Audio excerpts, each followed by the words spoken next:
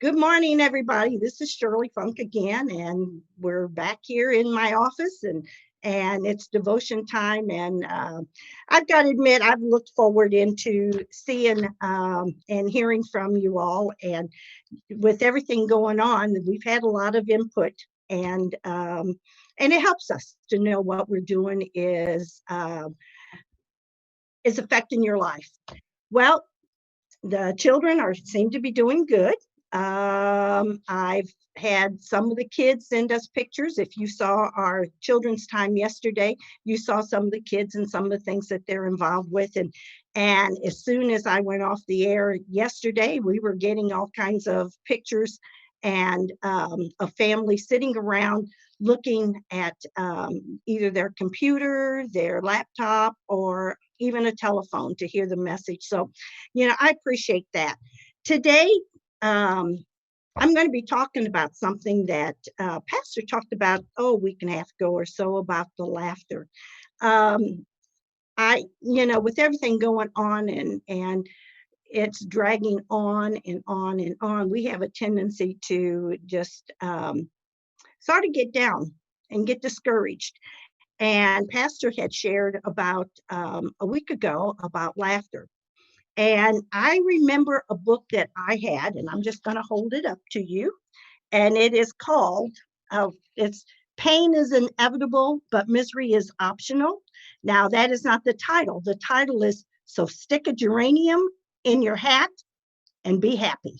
And today, I want to continue on being happy.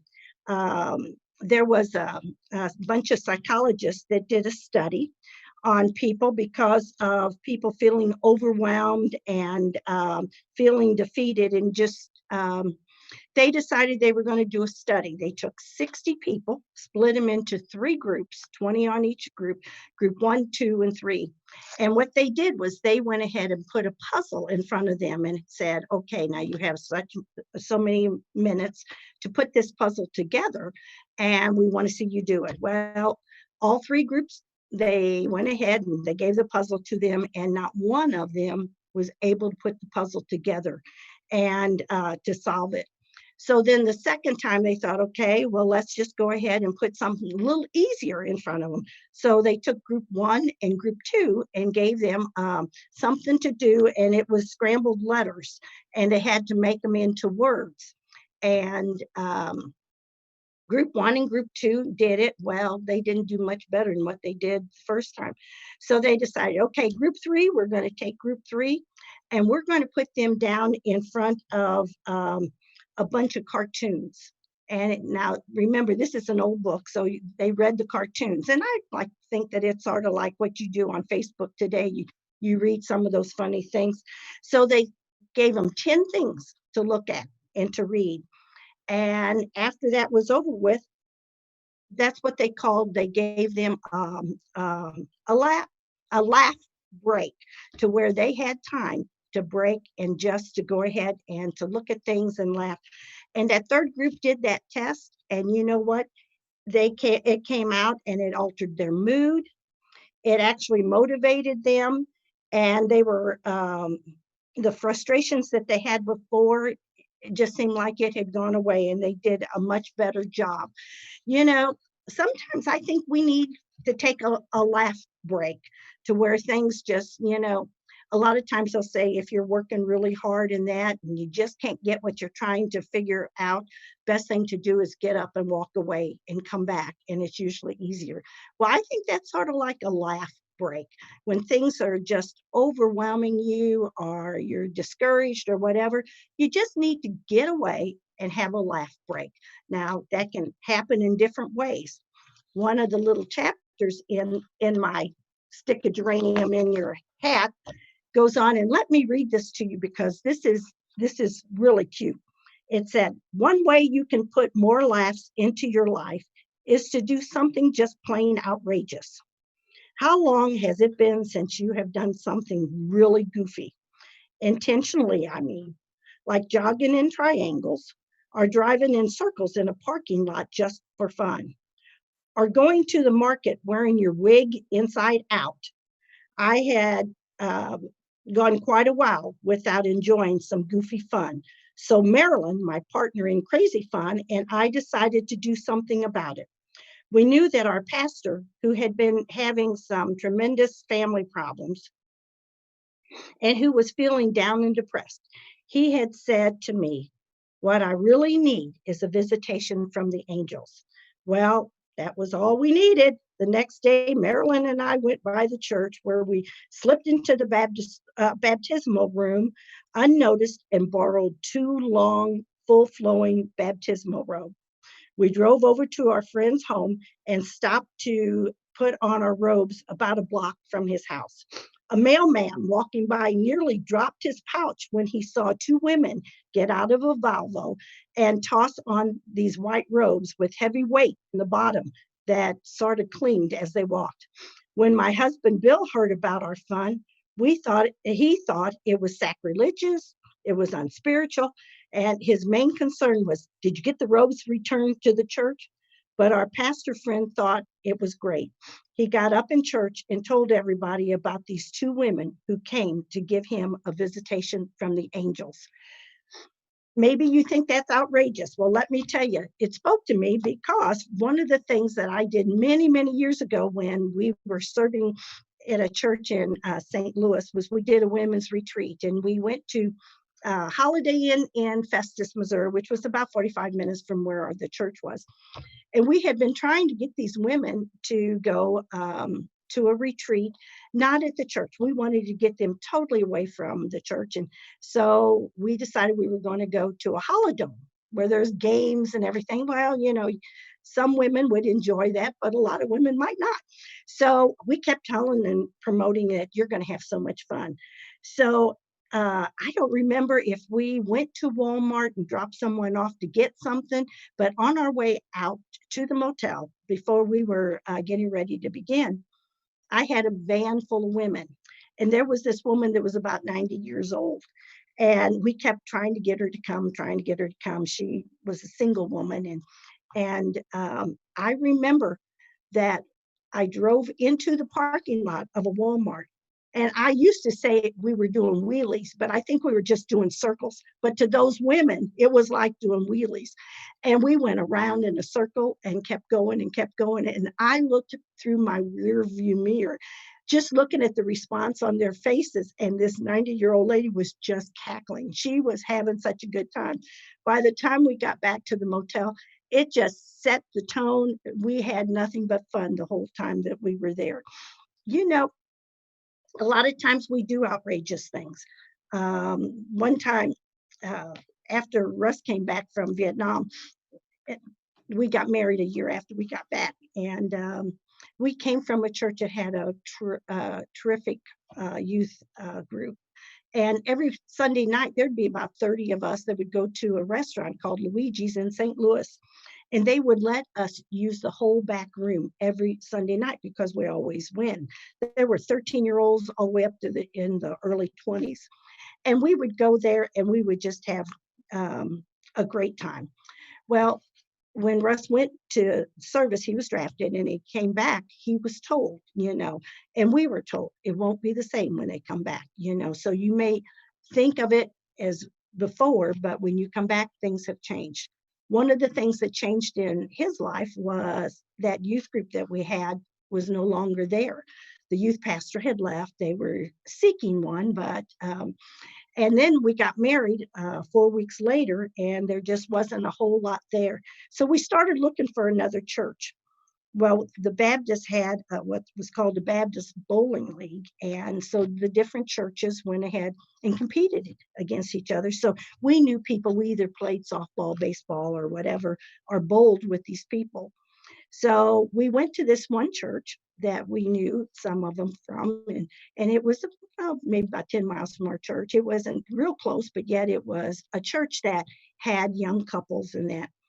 And so we visited. Well, there was a couple that on Thursday night visitation went ahead and they decided they were going to visit us because they knew us from bowling. We weren't, we were friends, but we weren't good friends. We didn't know each other that well. So they came and they visited. And after they visited, we were leaving, and I was standing out by the sidewalk. Before we went down the last 5 or 6 steps, we lived in a neighborhood that had a little bit of a hill. And out of the clear blue sky, I don't know what possessed Russ to do this, but he just grabbed me and we went rolling down the hill. Now, this is a visit from a church, and first impressions are usually you're known for the first impressions. And I remember us rolling down the hill and us laughing, and the couple, Paul and Glenda, they just cackled and they laughed. Well, about a year and a half ago, I get a call, and it's from Paul and Glenda. And they said, "Hey, I want to take you out for lunch." And I said, "Sure." So we were going to go to Flat Creek. And I said, "We'll go to Flat Creek." So on our way there, we start talking. And one of the first things they said is, when we talk about you guys or we think about you, we chuckle. And I said, "What about?" He said, "I remember the time that we went to visit you and how you two rolled down the hill, and how many people have gone on visitation from a church, and the people that you go visit are rolling down the hill." And, those are things that are sort of outrageous. And we have a tendency to do outrageous things. One of the things, I was a youth director before I was a children's director, and we would go down to Windermere, a Baptist assembly. And we were from a pretty good sized church, and we took a lot of kids, well, a lot of youth. And they always wanted to be with me. Well, it wasn't anything but just that I was fun.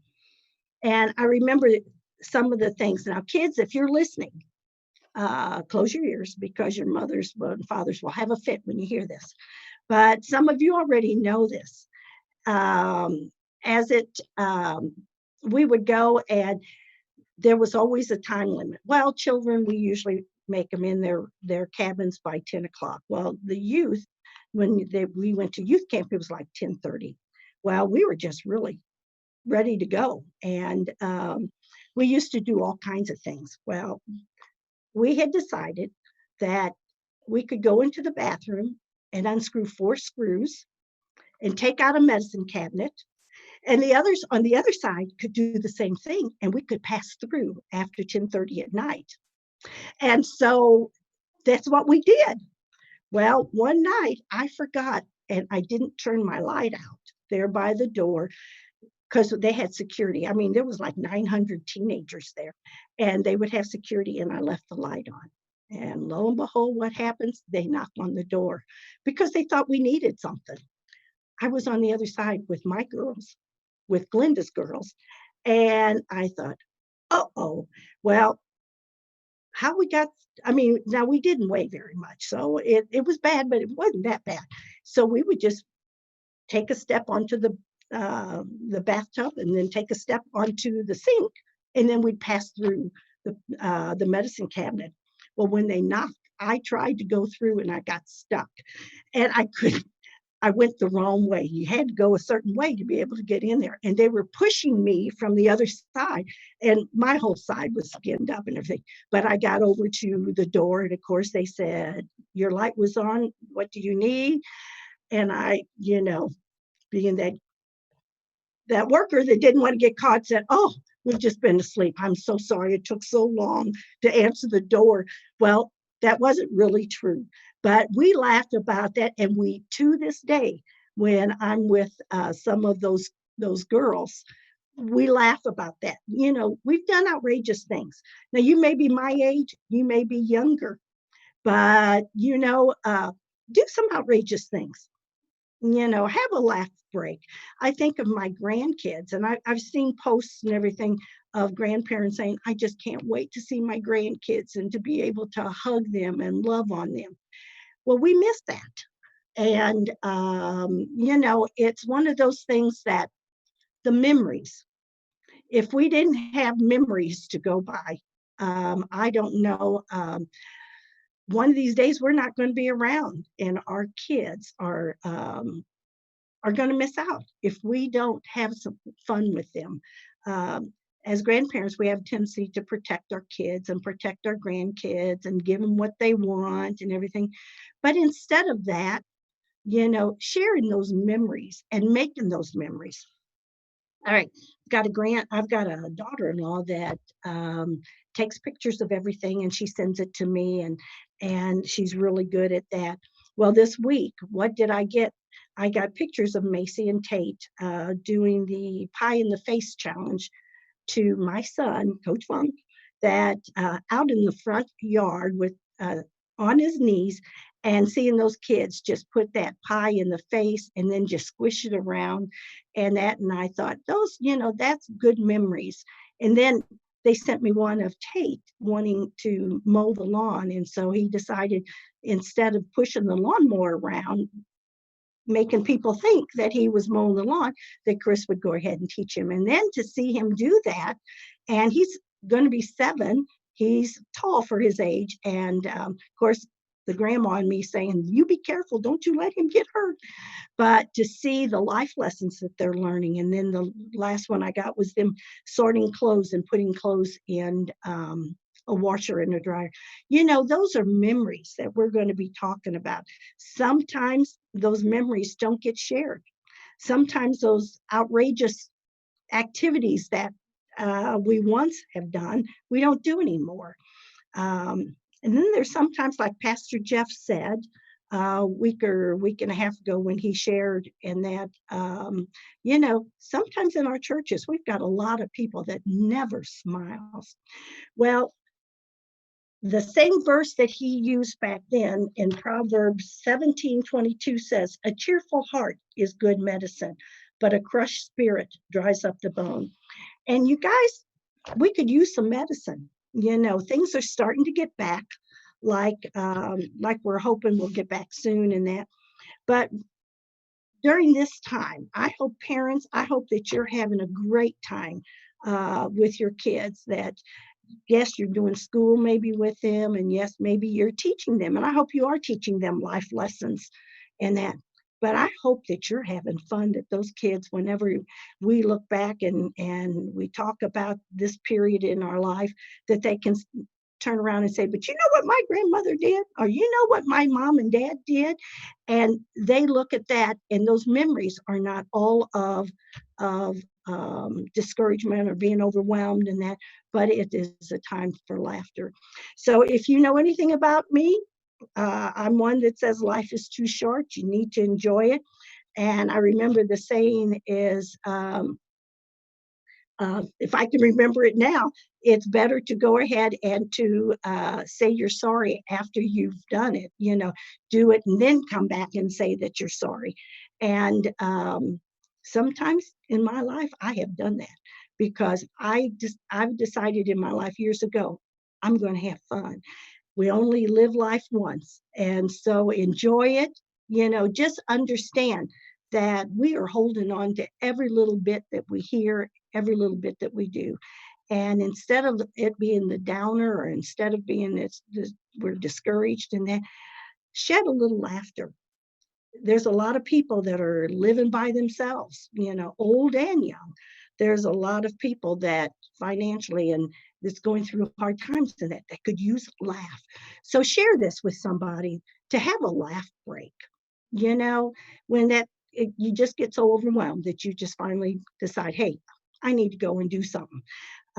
If you saw the video that I did yesterday for the kids, it had to do with directing traffic, and I went down in my basement to get a construction helmet. I went to get that, not realizing that the plastic that holds onto your head, that forms it to your head, wasn't there. And I went to put that on, and it came all the way down to my nose.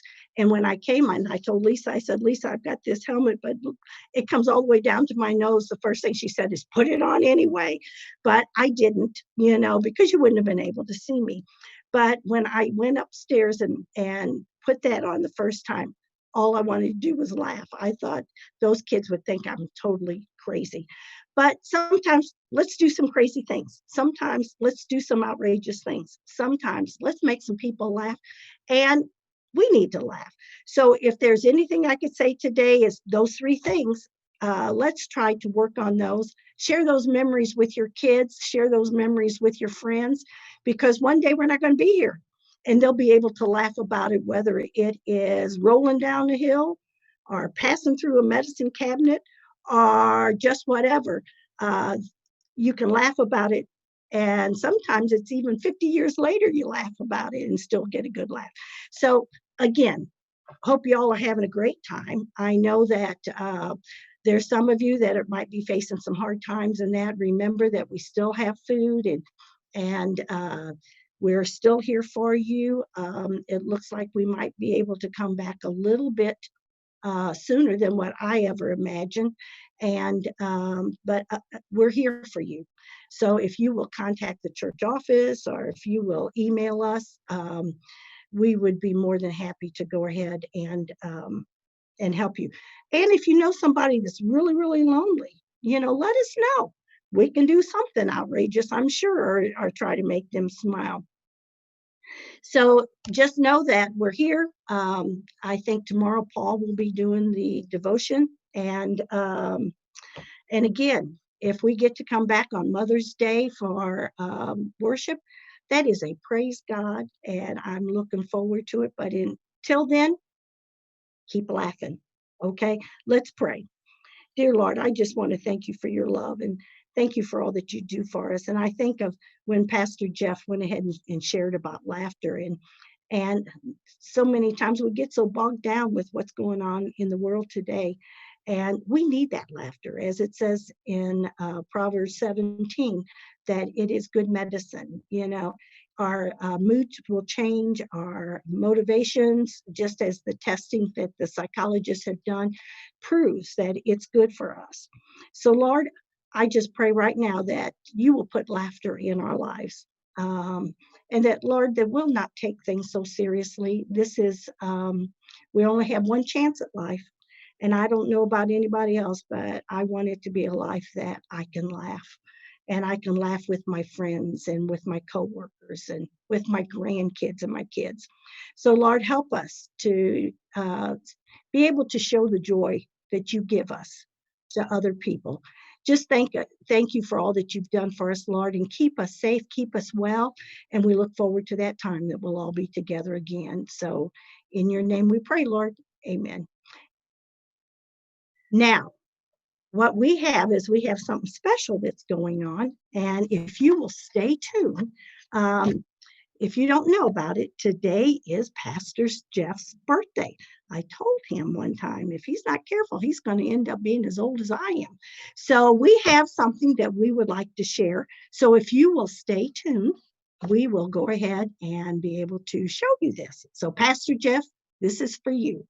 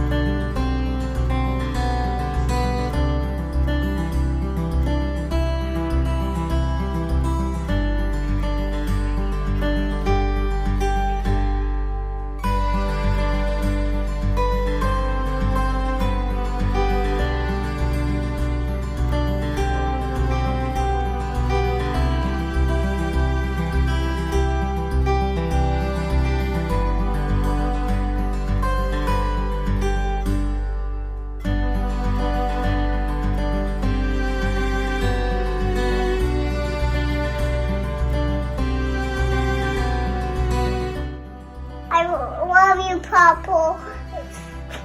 Happy birthday. Happy birthday. Happy birthday. Here.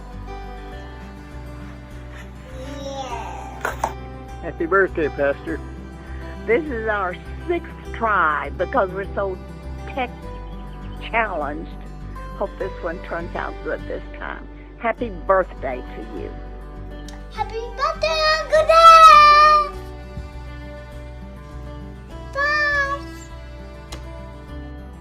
Happy birthday, Pastor Jeff. We love you. Have a good day. Yay! Okay, 10-second video. Ready? Okay. Happy birthday to you. Happy Happy birthday birthday to to you. you. You I are love a you. great pastor. Everybody! Go. Happy birthday to you. Happy birthday to you. Happy birthday, dear Pastor Jeff. Happy birthday to you. We love you. We love you.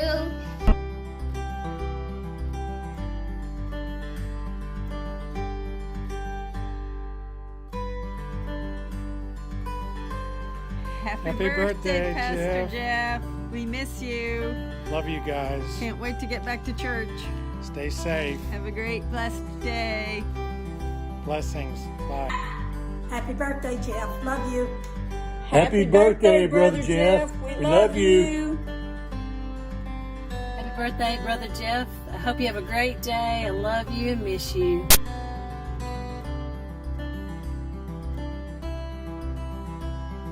Happy birthday, Pastor Jeff. We love you, but we'll love you from a distance. Happy birthday. Love you. Happy birthday. We love you. Hope you're having a great day. Happy birthday. And I love you, brother. Happy birthday, Pastor Jeff. Happy birthday, Pastor. Hey, Brother Jeff, happy birthday. Hope you have a great day. Happy birthday and God bless you. Hope to see you soon. Yeah, and stay safe. We love you, man. Birthday to you. Happy birthday to you. Happy birthday, Uncle Jeff. Happy birthday to you.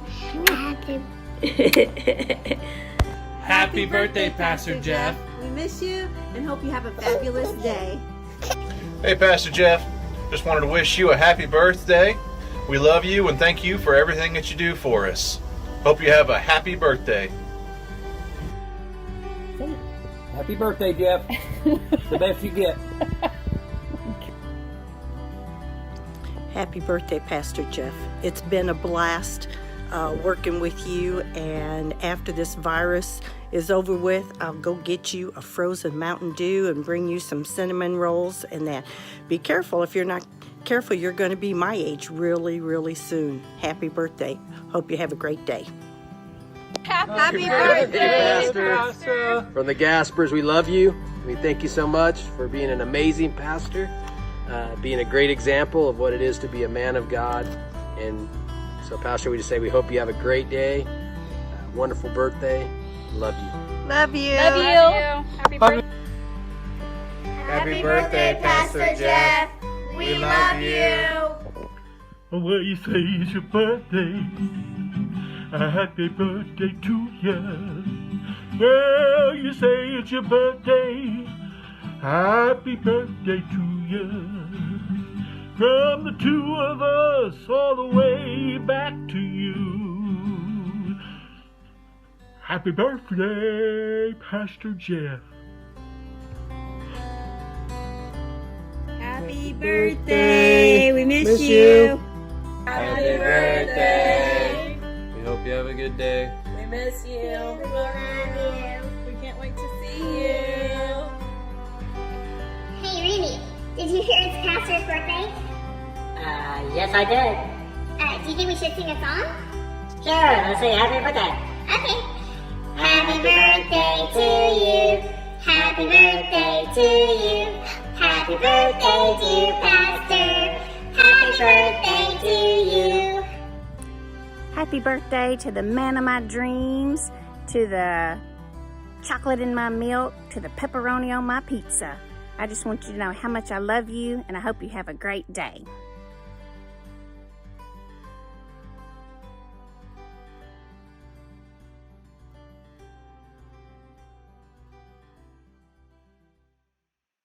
Brother Jeff, none of the rest can say anything more than all of that.